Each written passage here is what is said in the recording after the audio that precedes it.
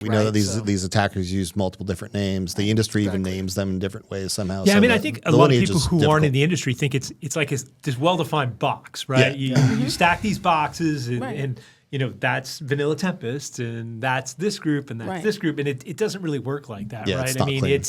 it's a very amorphous kind of economy There's not that a lot of- people move, right? Yeah.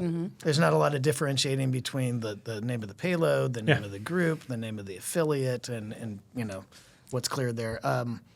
And obviously these guys have also mentioned in the article, we've seen Vanilla Tempest associated with Black Cat, Quantum Locker, Zeppelin, and Reseda payloads previously.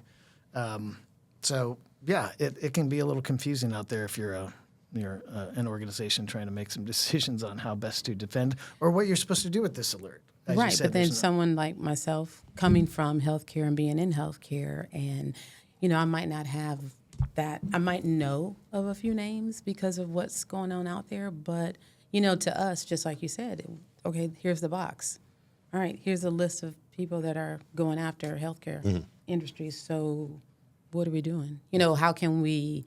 Why can't we use that list and start seeing what's going? Well, You know what I mean? So I it's think kinda how hard. do you get actionable info from it? Yeah, like Right. so there's that two pieces of like the names and the groups and who it is. Like that's interesting to people who are down deep in the threat actor infrastructure, trying to figure out do the research on it.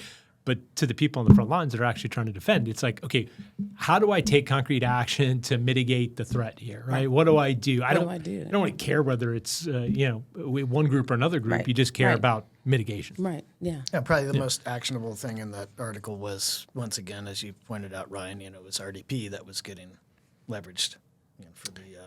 Yeah, and one of the other interesting things that I saw was heavy use of mega tools, right, to offload data, which obviously is something that we've been developing some countermeasures for here at Halcyon as well. So data exfiltration first type of ransomware groups continue to be pretty overly represented, I think. There's a couple stats floating around of 80% of these groups start with data exfil before they go into the actual payload detonation and encryption of data.